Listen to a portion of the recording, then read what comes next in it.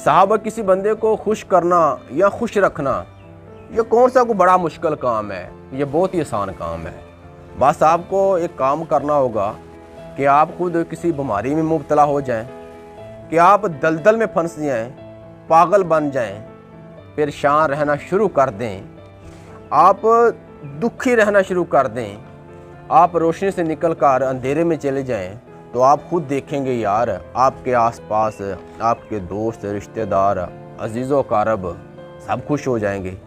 और भाई मेरे लोग इतना इस जहर का शिकार हो चुके हैं कि लोग इतना अपने दर्द से, इतनी अपनी मुसीबत से दुखी नहीं है जितना किसी के खुश रहने से दुखी हैं।